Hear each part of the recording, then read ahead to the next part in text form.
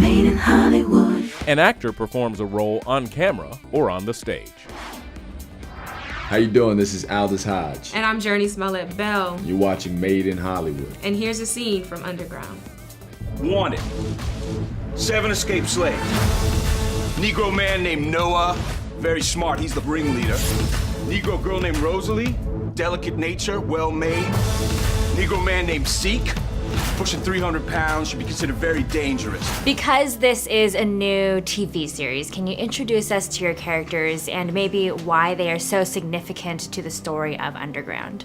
Well, I play Noah, who happens to be a blacksmith on the Macon plantation. He's wrestled with the idea of freedom and the theory of black people being free for quite some time, and he's always attempted to run and just never got off the right way. But now seems like the ideal moment because he has the right people in place to do so, and he's willing to take that chance. I don't think we ever spoke before. You don't leave the big house much. Still slaves, don't matter where we sleep. And then when he meets Rosalie, he studies her for a while, and he studies her enough to realize she understands. It's going to take that strength and that sacrifice to make it, and that's where they connect. This ain't that bad. It ain't? Why is you was pretending?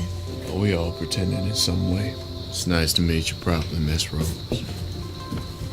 It's not until she meets Noah that he, kind of is the first person to outwardly acknowledge that this kind of life is no kind of life at all. We're just existing, we're not living, and there is an option.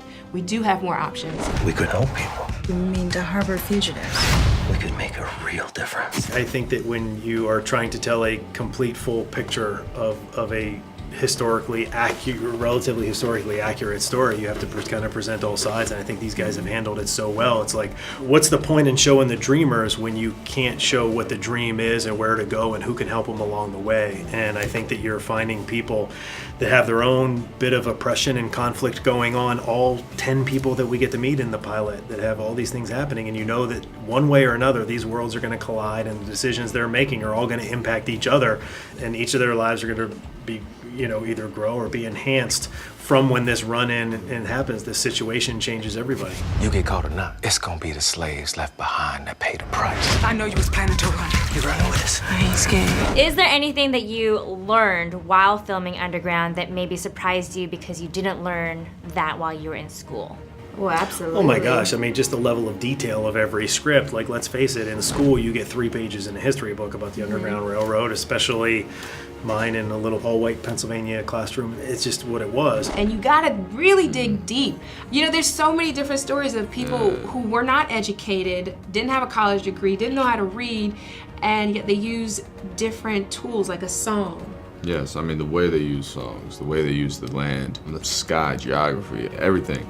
They understood how to take what little they had and use it to its full advantage, because that's all they did. But then again, it makes perfect sense because they're the ones who are tending the land 24/7. They're the ones who are out there, dealing with the elements in nature, so they have to figure out how to survive that. Run!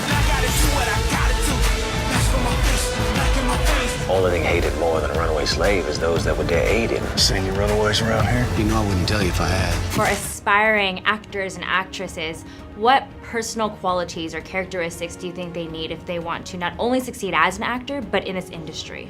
I think particularly in television, it's a long game, so people, as well as looking for people who are talented and who are intelligent and can work with script and text, people want to hire people that they can work with month after month, that they can trust, that they can build a relationship with, and that they know will get on with everybody else. You want a team player. You don't want someone who's gonna jeopardize a job and jeopardize everybody else's project. Yeah. And there's no substitute for practice. You got to have your training, and you got to go, and you got to know that this town's predicated on no.